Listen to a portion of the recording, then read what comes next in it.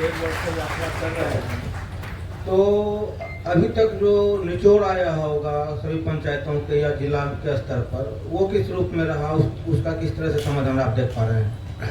देखिए, अभी तक जो 3 सबसे बड़ी समस्या देखने को मिली, वो हर जिले हर पंचायत में अगर सबके समावेशित एक बयान देना हो तो बिहार में सबसे बड़ी समस्या बेरोजगारी और पलायन। ये सर्वस्पर्शी है।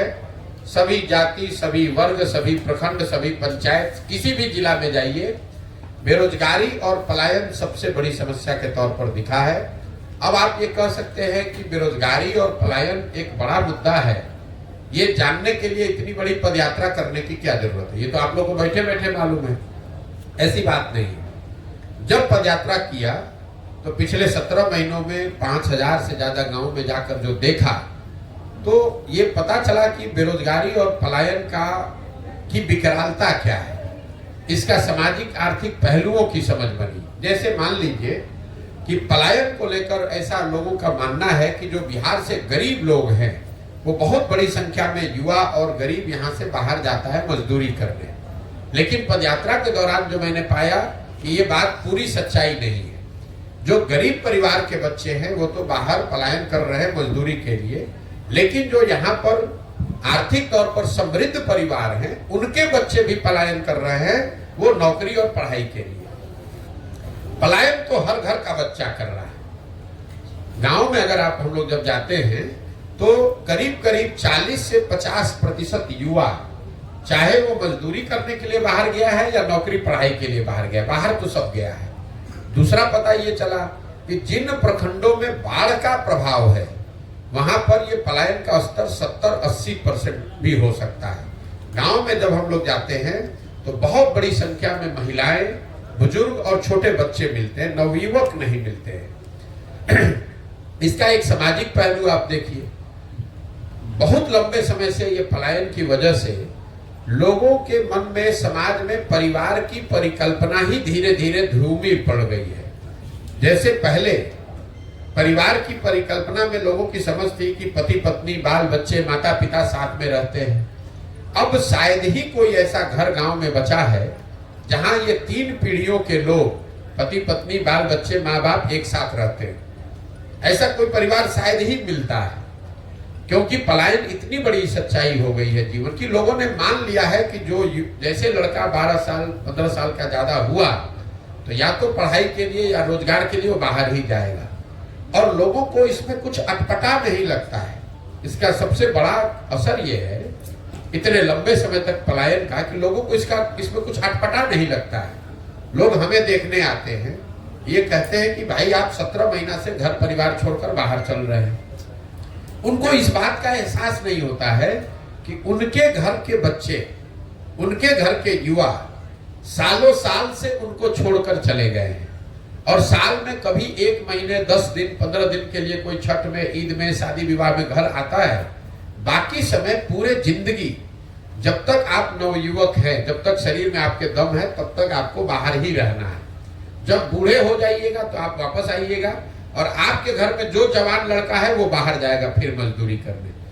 तो इसका सिर्फ विकरालता, इसके सामाजिक पहलू, साथ साथ इसका जो आर्थिक पहलू है। कई बार हम लोग बोलचाल की भाषा में कह जाते हैं कि बिहार के लोग बिहार में काम नहीं करता है, दिल्ली बॉम्बे में जाकर कुछ भी करने को तैयार है। ऐसी बात नहीं है। 2/3 से ज्यादा लोग जो पलायन कर रहे हैं वो मजबूरी का पलायन है। ये लोग 12 से 15 हजार रुपया महीना वहां कमाते हैं, और घर पर औसतन 6 से 8 हजार रुपया प्रति माह भेज पाते हैं। ये 6 से 8 हजार रुपया भेजने वाले लोग ये स्वेच्छा से नहीं गए हैं। संभव है कि पहली बार स्वेच्छा से गया हो, कोई एक बार घूमने के नजरिए से चला गया, लेकिन 2/3 से ज्यादा लोग जो पलायन किया है जिन लोगों ने, वो कहीं न कहीं आर्थिक सामाजिक मजबूरी से बाहर गए हैं। गांव में जब हम लोग पूछते हैं भाई क्यों गए हो, वो बताते हैं कि अगर नहीं जाएंगे तो हमारे बाल बच्चा खाना नहीं खा सकते, वो मजबूरी में गए। तो कई बार जब लोग बताते हैं बाहर लोग गया है नौकरी करने, ऐसी बात नहीं, वो मजबूरी में लोग जा रहे हैं। यही हाल कमोबेश बेरोजगारी का है।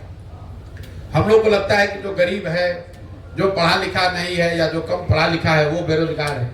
बिहार में पिछले 18 महीने चलते हुए मैंने देखा कि जो गरीब है उसकी हालत तो फिर भी ठीक है, कम से कम कुछ मजदूरी कर सकता है। जो यहाँ पढ़ा लिखा या मध्यम वर्गीय समृद्ध परिवार है, उनके लिए बेरोजगारी, उनके बच्चों के लिए बेरोजगारी उससे भी बड़ी समस्या है। जो 10, 20, 25, 50 बीघा खेत का मालिक है, कोई छोटा मोटा रोजगार व्यापार गांव में कर रहा है, वो लोग भी चल कर आते हैं और लिटरली हाथ जोड़ने को तैयार है कि भैया 20,000 का नौकरी हमारे बच्चे को कहीं दिलवा दीजिए। नौकरी की इतनी यहाँ बेरोजगारी की समस्या है। तो बेरोजगारी और पलायन ये सर्वस्पर्शी सबसे बड़ी समस्या दिखी। दूसरी जो सबसे बड़ी समस्या दिखी वो है शिक्षा व्यवस्था का ध्वस्त होना।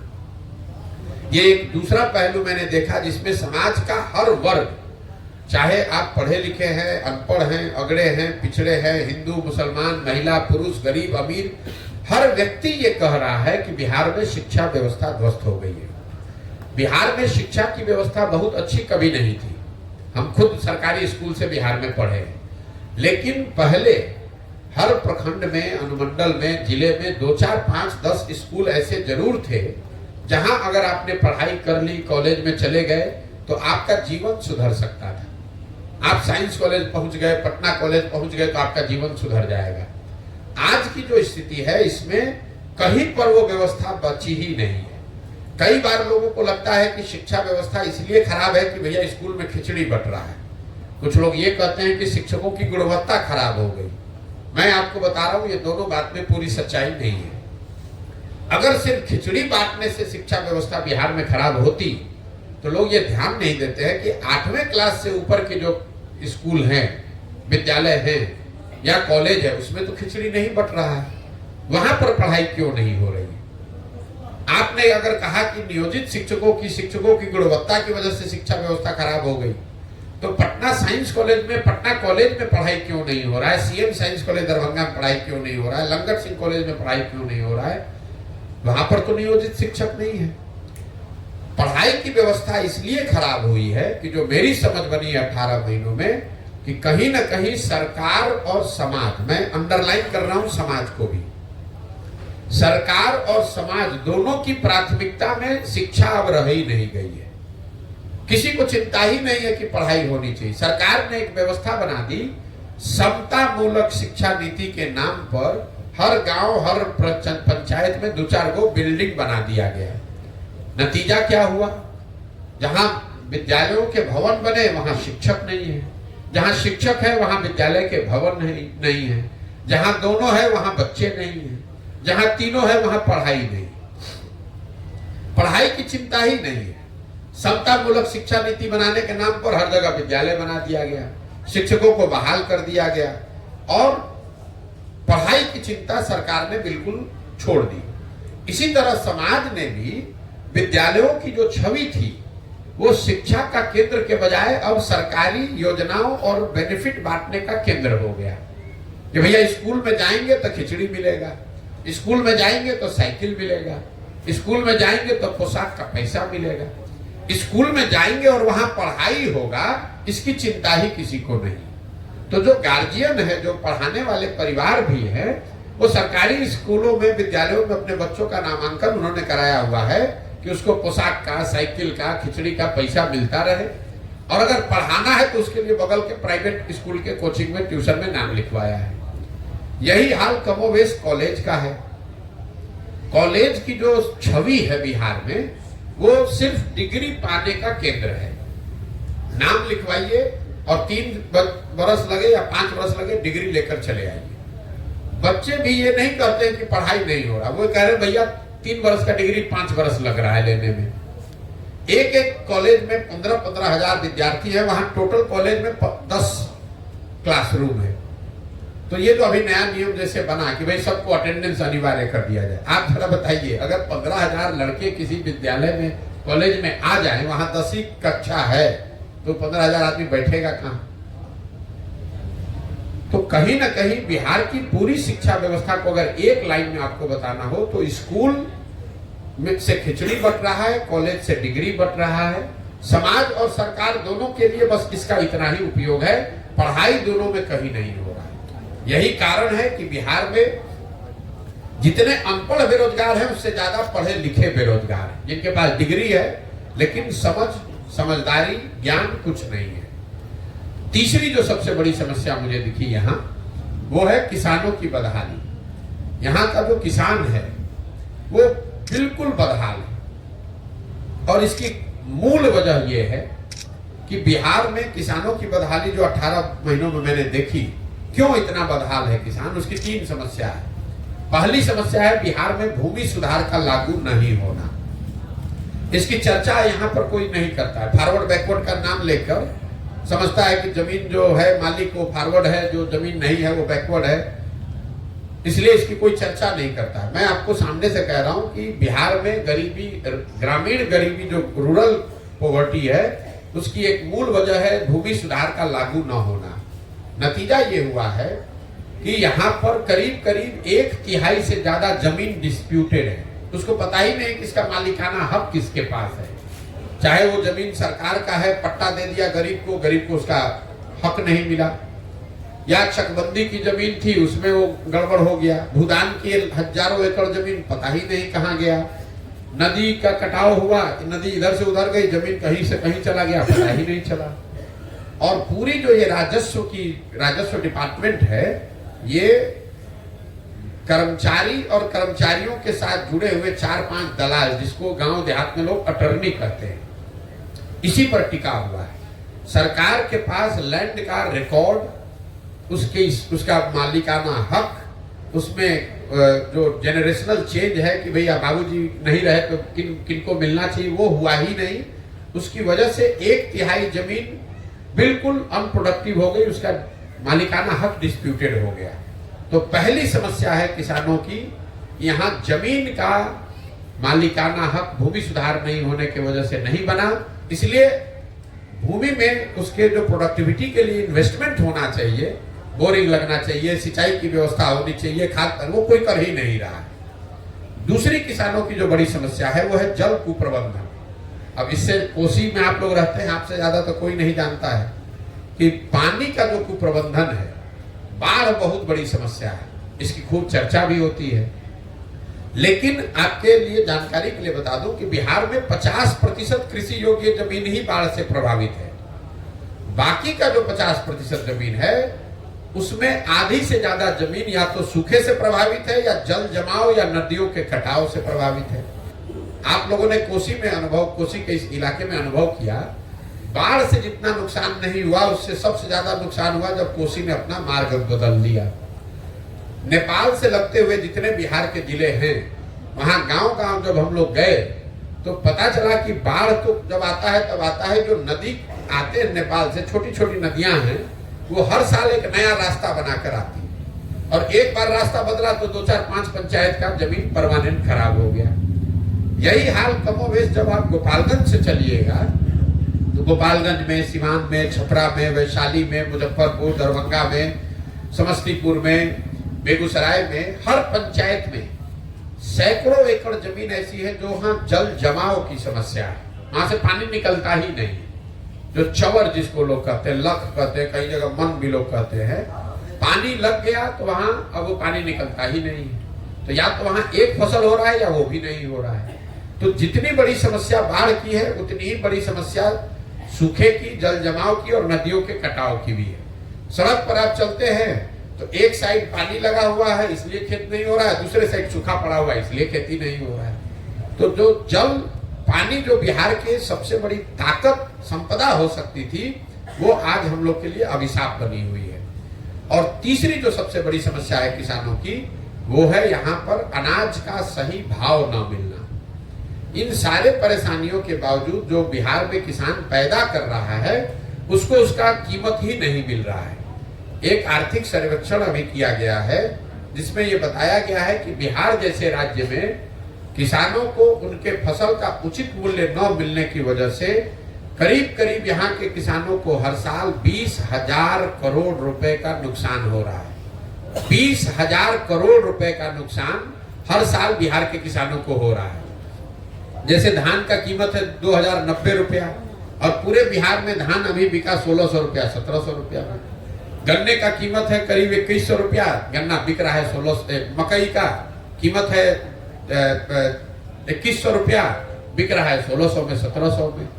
कमोवेश सारे फसल के लिए, क्योंकि यहाँ कोई सहकारिता की व्यवस्था है नहीं, बाजार समिति है नहीं, एफपीओ है नहीं और प्राइवेट फैक्ट्री रोजगार है नहीं, तो आखिर किसान जो है वो बेचेगा किसको? सिर्फ बिचौलियों को बेच रहा है और वो 30% 40% नुकसान करके बेच रहा है।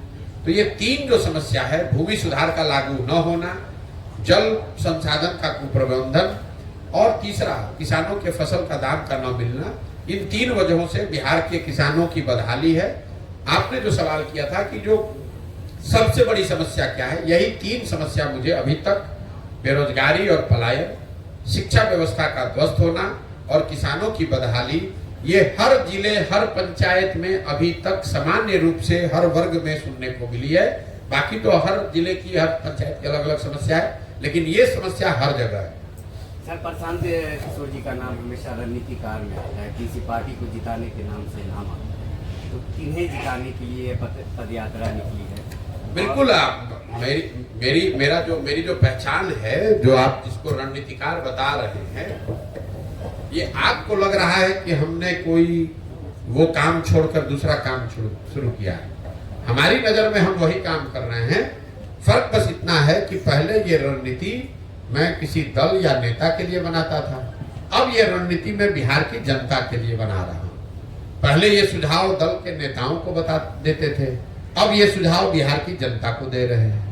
पहले ये व्यवस्था, ये मदद दल के कार्यकर्ता को कर रहे थे, अब ये सुझाव, ये व्यवस्था, ये मदद बिहार के समाज के उन लोगों के लिए कर रहे हैं जो नया दल बनाना चाहते हैं, इस व्यवस्था को बदलना चाहते हैं कि भैया हम जुड़े, हम भी कंधा लगाएंगे, हम भी बिहार में को सुधार के लिए प्रयास करना चाहते हैं, उनको ये मदद कर रहे हैं।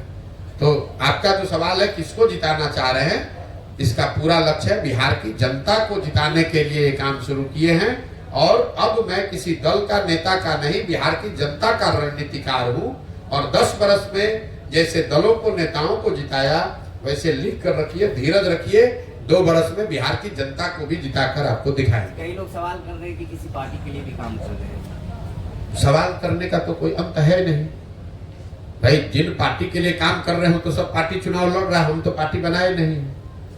हमने आपको बताया हम काम कर रहे हैं बिहार की जनता के लिए, तो स्वाभाविक है जो जनता से मुफ्त में जिसको वोट मिल रहा है पिछले 25 साल से, उसको तो घबराहट होगी भाई। आप भाजपा चलाते हैं तो भाजपा वालों को तो भारी डर यही होगा कि भाई अभी तक जो लालू जी से डर के हमको मुफ्त में वोट देता था, जनता के पास विकल्प हो जाएगा तो भाजपा को वोट नहीं देगा।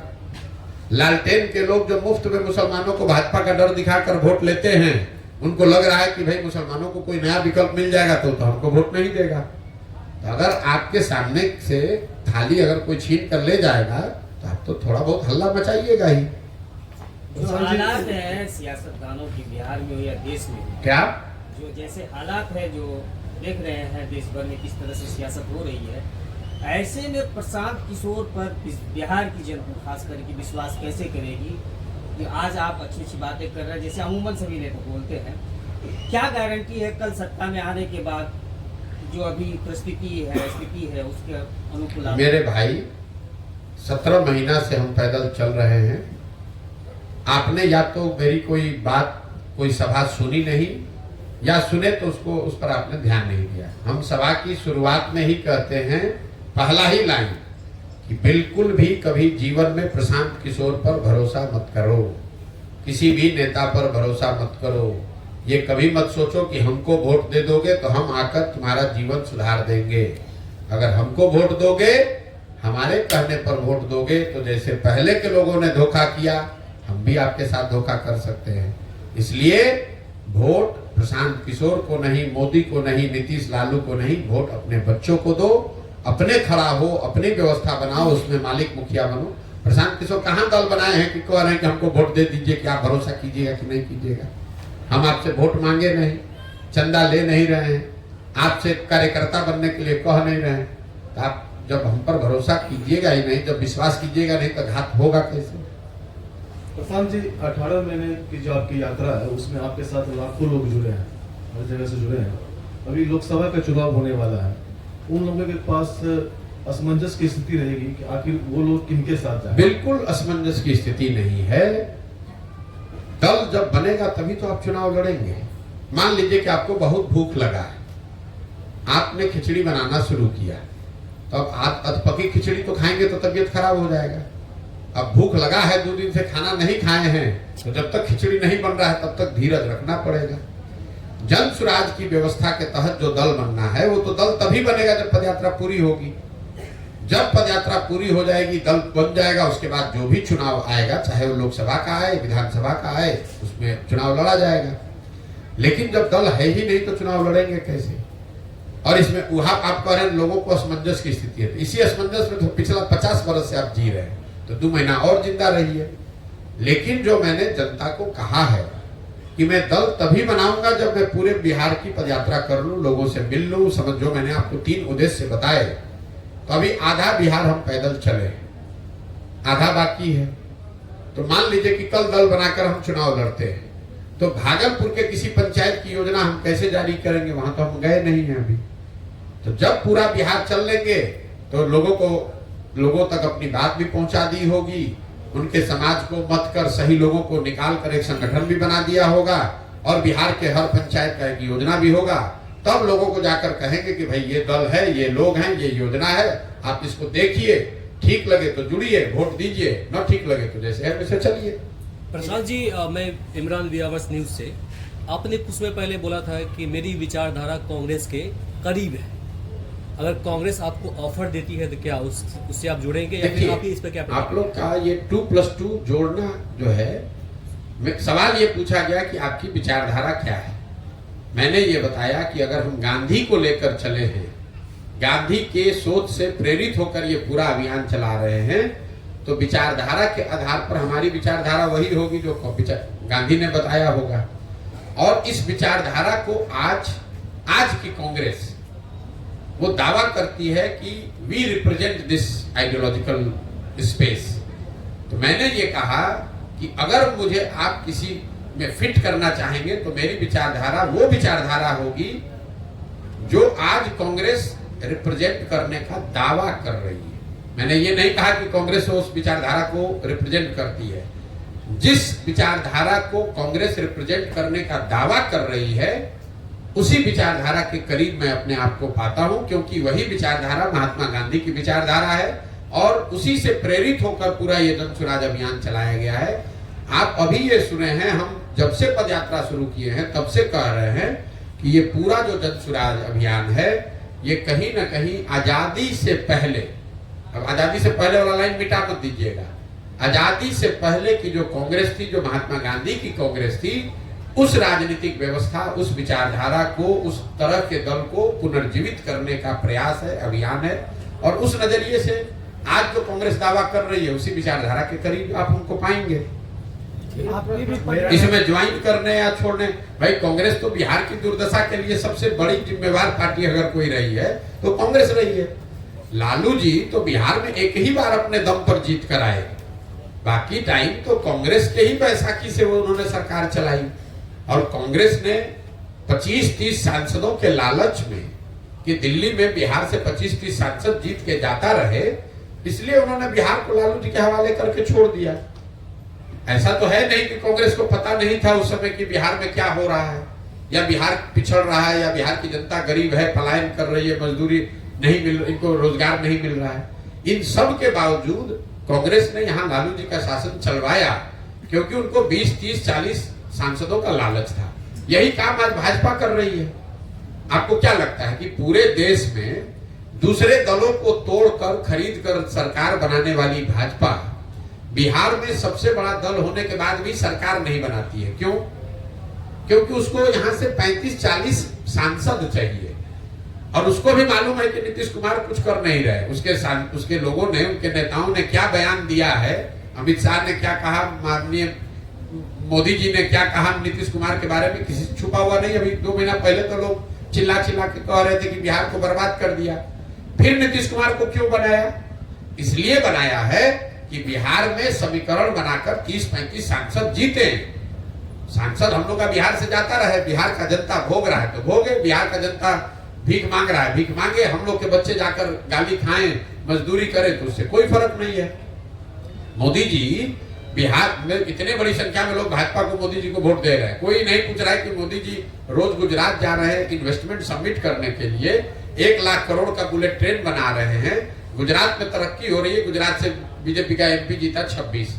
आप मुझे बता दीजिए 10 वर्ष में मोदी जी एक दिन बिहार आए हों कि भैया बिहार में भी इन्वेस्टमेंट सबमिट होना चाहिए। मान लीजिए कि यूपी में 10 लाख, अभी कल आए थे शायद, 10 लाख करोड़ का कह रहे हैं कि इन्वेस्टमेंट हो रहा है। मान लीजिए हम लोग बिहार गरीब राज्य, हम लोग 50,000 करोड़ का ही इन्वेस्टमेंट के लिए आ जाते, 10 वर्ष में एक बार भी नहीं आए।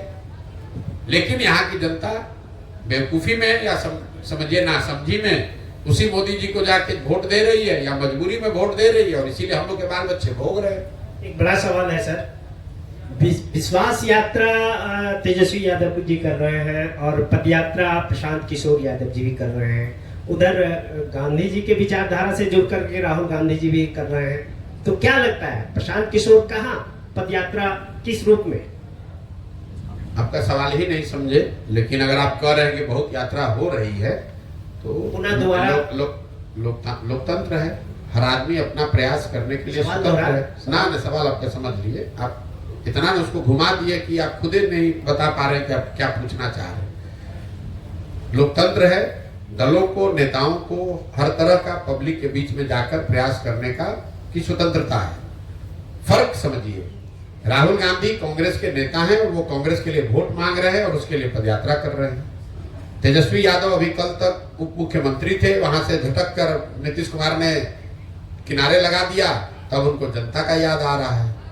प्रशांत किशोर का कोई दल नहीं है, प्रशांत किशोर वोट नहीं मांग रहे हैं, प्रशांत किशोर ये नहीं कह रहे हैं कि हमको जिताकर मुख्यमंत्री बना दीजिए। प्रशांत किशोर ये अभियान चला रहे हैं बिहार की जनता को ये बताने के लिए कि तुमने सबकी चिंता की, तुमने जात की चिंता की, तुमने राष्ट्रवाद की चिंता की, तुमने विचारधारा की चिंता की, तुमने सामाजिक न्याय की चिंता की, तुमने लालू यादव की चिंता की, उनके बच्चे की चिंता की, तुमने मोदी की चिंता की। अब समय आ गया है, एक बार अपने बच्चों की चिंता कर लो, क्योंकि तुम्हारे बच्चे जब नहीं पढ़ेंगे, तुम्हारे बच्चे जब तक मजदूर अनपढ़ रहेंगे, तब तक चाहे मोदी बन जाए, लालू बन जाए, प्रशांत किशोर बन जाए, तुम्हारा और तुम्हारे परिवार का भला नहीं होगा। तो पदयात्रा के उद्देश्य में फर्क है। दूसरा, इसकी शुद्धता में फर्क है। ये पदयात्रा है तो हम 17-18 महीने से घर परिवार छोड़कर पदयात्रा ही कर रहे हैं। ऐसा नहीं है कि एक दिन रैली करने चले गए, एक दिन चुनाव लड़ रहे हैं। 18 महीना से घर परिवार छोड़कर पदयात्रा ही कर रहे हैं, गांव में ही रहते हैं। आप देख रहे हैं, हाँ आपसे भी मिलने आए हैं तो किसी होटल सर्किट हाउस में नहीं गए हैं। और दूसरा, इस पूरी व्यवस्था में कोई सुरक्षा, कोई सिपाही, कोई हवलदार नहीं है। गांव गांव पैदल ही जाते हैं। कोई भी व्यक्ति जो चाहे वो आकर मिल सकता है, बात कर सकता है, धक्का दे सकता है, गाली दे सकता है, आशीर्वाद दे सकता है। ये फर्क है। ये जो लोग पदयात्रा जिनकी आप चर्चा कर रहे हैं, मैंने पहले भी कहा था, नीतीश कुमार ने एक यात्रा की थी। इनको खुली चुनौती दे रहे हैं कि अपने अगल बगल सुरक्षा ये हटा दें और किसी एक गांव पंचायत में पैदल चल के दिखा दें। इनका दम नहीं है कि एक पंचायत या एक गांव में बिना सुरक्षा के, बिना अपने लाभ का दल बल के एक गांव में ये लोग चल के दिखा दें। नीतीश कुमार मुख्यमंत्री हैं ना भाई, उनको खुली चुनौती मैंने दे रखी है कि आप एक पंचायत में खाली पैदल चल के दिखा दीजिए। मेरे भाई, इनका दम नहीं है। हम 18 महीना से गांव में ही चल रहे हैं, बिना किसी सुरक्षा के चलते हैं, सरेह में ही सोते हैं और 18 महीना से कर रहे हैं। हर जाति, हर वर्ग, हर समाज के लोग के पास गए हैं। सब ने हाथ उठाकर आशीर्वाद दिया है। सब ने कहा कि नहीं, जो आप प्रयास कर रहे हैं वो ठीक है। वो हमको वोट दे, हमको माने, हमको पसंद करे, वो अलग बात है। लेकिन कोई ये नहीं कह रहा है कि ना भैया आप बहुत गलत काम कर रहे हैं, इसको मत कीजिए। जिस गांव से भी गए हैं वहां पर लोगों ने यही कहा, ना भैया प्रयास तो आप ठीक कर रहे हैं, बात ठीक कर रहे हैं। ये फर्क है। सर, अभी के दौर में जाति, धर्म, मजहब को लेकर लोग वोट करते हैं और कब नहीं करते थे कि अब करते हैं? अब ज्यादा बढ़ गया है। आपके पास कोई थर्मामीटर है? ज्यादा बढ़ गया है? आपके पास थर्मामीटर है कि अब ज्यादा बढ़ गया? पहले कम था। मोदी जी को वोट पड़ा है कि नहीं बिहार में? जोर से बोलिए, पड़ा है कि नहीं? सबको सुनना ही है। पड़ा है ना? तो मोदी जी के जाति के यहाँ कितना आदमी रहता है मधेपुरा बिहार में, जरा बता तो दीजिए। अभी तो आप बोले कि सब लोग जाते पर वोट दिया है। पहले एक बात पर अड़े रहिए। आपने कहा कि हर आदमी बिहार में जाति पर ही वोट दे रहा है। आपने पूरा क्वेश्चन सुन लिए क्वेश्चन, रोज है। अरे 18 महीने से यही सवाल रोज सुनते हैं। बिहार में आदमी को सवाल इससे ज्यादा कुछ आता ही नहीं है। यही 4 सवाल पड़ता है, भैया जाति पर वोट पड़ता है, आप कैसे निपटिएगा। अरे आप पत्रकारिता करते हैं तो हमको भी तो थोड़ी बहुत समझ होगी। पहला सवाल आदमी छूटते जिसको राजनीति का आर अभी सीखता है तो यही सवाल करता है, ए भैया बिहार में तो बड़ा जात है, आप इससे कैसे निपटिएगा। तो मेरे भाई उसको जवाब मेरा यही होता है कि यही बता दो कि अगर आपको लगता है कि हर आदमी जाति पर ही वोट देता है तो मोदी जी को बिहार में वोट दे कौन रहा है।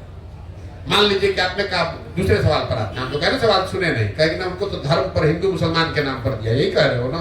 चलो छोड़ दो, मुसलमान यहाँ 18% रहता है, वो लालू जी को वोट देता है, ओवैसी को वोट नहीं दिया। तो लालू जी को काहे वोट दिया, ओवैसी को काहे नहीं दिया।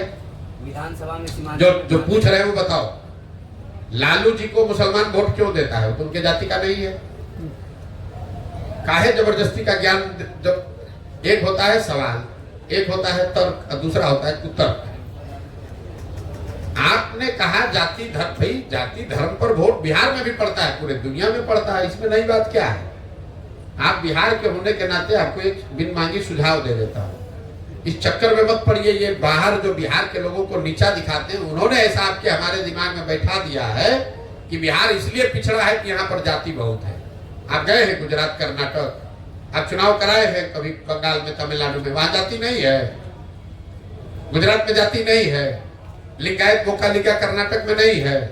माला मडिगा रेड्डी टम्मा आंध्रा में नहीं है। वहां का आदमी को कोई जाति के लिए दोष दे रहा है। आप बिहार में गरीब हैं, मजदूर है, इसलिए आपको जातिवाद बताया जा रहा है। यूपी में जाति नहीं है। यहाँ का जो पत्रकार पढ़ा लिखा समाज है वो भी इस चक्कर में पढ़ के अपने ही से कहता है भैया यहाँ जाति बहुत है, यूपी में जाति नहीं है। कभी पूछे हो जाके सवाल ये आप जाके उत्तर प्रदेश में, तो यहाँ काहे पूछते हो भाई। ये बिहार के और बिहार के लोगों के प्रति जो दुराग्रह बैठा दिया गया है लोगों के दिमाग में कि बिहार इसलिए गरीब है। अरे बिहार इसलिए गरीब है कि कांग्रेस ने यहाँ पर काम नहीं किया। बिहार इसलिए गरीब है कि लालू यादव यहाँ 15 वर्ष जंगल राज चला रहे थे तो कांग्रेस उसमें सहभागी थी। बिहार इसलिए गरीब है कि मोदी जी को गुजरात का ज्यादा चिंता है, बिहार का कम चिंता है। बिहार इसलिए नहीं गरीब है कि यहाँ जाति ज्यादा है। इसलिए मुझे गुस्सा आ रहा है कि आप पढ़े लिखे व्यक्ति हो और बिहार के होने के बाद अपने मुंह पर कीचड़ लगा रहे हो बिना किसी वजह के। समझते हो नहीं। आपको कोई दूसरा कहता, तो अगर कोई आदमी आकर गुजरात का कहता कि भाई बिहार में जाति बहुत है, तो आपको ये कहना चाहिए कि अगर बिहार में जाति बहुत है तो गुजरात के आदमी को बिहार में कैसे आदमी वोट दे रहा है। तो आप लोग उल्टे अपनी बात कर रहे हैं, भैया हम लोग यहाँ जाति बहुत है इसीलिए गुजरात में जाते हैं तो आपको 4 लात मारता है, इसीलिए आप तमिलनाडु में जाते हैं तो आपको हमको गाली देता है। यहाँ के आदमी को समझ ही नहीं है। जमीन पर पड़ा हुआ कीचड़ अपने मुंह में लगा कह रहा है कि हमारा मुंह में देखो कीचड़ लगा है। आपने योगी आदित्यनाथ से कभी पूछा है कि भाई यूपी में आप जात का राजनीति कर रहे हैं कि नहीं कर रहे हैं? मोदी जी से, अमित शाह से कभी आपने पूछा है कि गुजरात में आप लोग जात का राजनीति करते हैं कि नहीं करते हैं? क्या बात करते हैं। पिछले विधानसभा में बहुत बड़ा राजनीतिक विशेषज्ञ बनने के चक्कर में आधा पत्रकार इसी में लगा हुआ है। भैया जाति पर राजनीति होता है, आप कैसे किएगा? प्रशांत जी, पिछले विधानसभा में अखबारों में इश्तिहार देकर पुष्पम प्रिया चौधरी भी आई थी और खुद को सीएम कैंडिडेट कहा था। गांव में ये भी चर्चा है कि प्रशांत किशोर अभी पद यात्रा कर रहे हैं, भविष्य में ये भी ऐसा कर सकते हैं। लेकिन आपने पहले भी कह दिया है कि आप मुझे वोट मत दीजिए, विश्वास मेरे पे मत कीजिए। लेकिन पहला सवाल ये है कि अखबार में इश्तिहार देकर आपने पद यात्रा किया, भविष्य में ये पार्टी भी बन सकती है और चुनाव भी लड़ेंगे। तो चुनाव तो गाँव के लोग लड़ेंगे जिसे आप चूज कर रहे हैं, लेकिन जो गांव में आपकी यूथ क्लब बन रही है उसमें अभी लोग नहीं जुड़ पा रहे हैं, प्रशांत किशोर की रणनीति को उनके बारे में नहीं जान पा रहे हैं। नहीं जान पा रहे तो नहीं जान पा रहे, आप काहे घबरा रहे? लोग ऐसा सोचते हैं सीएम कैंडिडेट। आप काहे घबरा रहे हैं इतना? आप इतना घबराहट में हैं। मुश्किल ये है कि हमसे ज्यादा घबराहट यहाँ के पत्रकारों को है। मान लीजिए नहीं जुड़ रहा है, हमको जोड़ने में 10 वर्ष लगेगा, हमको घबराहट ही नहीं। आप काहे घबराए जा रहे हैं? यूथ क्लब क्यों बनाया गया है ये तो आपको मालूम है नहीं। यूथ क्लब इसलिए बनाया गया है कि अगले 5 वर्ष में 10 वर्ष में जो बिहार की राजनीति पर 1250 परिवारों ने कब्जा किया हुआ है, इसको तोड़ने के लिए नए युवाओं को चिन्हित किया जाए, उनको प्रशिक्षित किया जाए, उनको मुखिया, सरपंच, विधायक बनाया जाए। तो एक दिन में तो बनेगा नहीं। क्या जोड़ने के लिए क्या वो रैली निकालना है? क्लब में क्यों नहीं निकल रहा है? आप जो कह रहे नहीं जुड़ रहा है, इसका मतलब क्या है? मतलब क्लब में आप क्या होता तो आप कहते कि जुड़ रहा है, और क्या नहीं हो रहा है आपकी नजर से? अमूमन आपका बोर्ड लगभग हर कई जगह पर देखने को मिला, लेकिन तो अच्छा है, खराब है? अच्छा है, हाँ। लेकिन वहाँ पर लोग जो है सक्रिय नहीं, कई बार तो लोग के सक्रिय होने के लिए बना ही नहीं गया है। अभी यहाँ यूथ क्लब की बैठक होगी, उसमें पहले देखिए, आप लोग पत्रकार हैं, सवाल करने आते हैं, तो थोड़ा सा रिसर्च करके आएंगे, थोड़ा पढ़ के आएंगे। यूथ क्लब की परिकल्पना क्या है? बिहार के 1 लाख बच्चों को, ऐसे बच्चों को जिनके माता पिता बड़े घर के नहीं हैं, ऐसे बच्चों को जिनके माता पिता विधायक, मुखिया, सरपंच नहीं हैं, ऐसे बच्चों को जिनमें राजनीतिक सामाजिक पहचान बनाने की, काम करने की क्षमता है, जज्बा है, ऐसे बच्चों को चुना जाए, चिन्हित किया जाए, उनको प्रशिक्षित किया जाए, उनको साधन दिया जाए, मदद किया जाए। तो आज अगर चिन्हित करना शुरू करेंगे तो आपको बोर्ड दिख रहा है। अब उन बच्चों का प्रशिक्षण होगा, वो बच्चे समाज में साल, 2 साल, 5 साल, 10 साल काम करेंगे, तब ना आपको कुछ दिखेगा। आज आप पौधा लगा रहे हैं, आप कह रहे भैया उसमें आम का फल नहीं दिख रहा है, तो भैया आज पौधा लगाए हैं तो फल कैसे उसमें दिखेगा? आज तो पौधा ही लगा है ना। जब वो पेड़ होगा तभी तो समय पर उसमें फल आएगा। चलिए भैया, एक सवाल ले लिया जाएगा।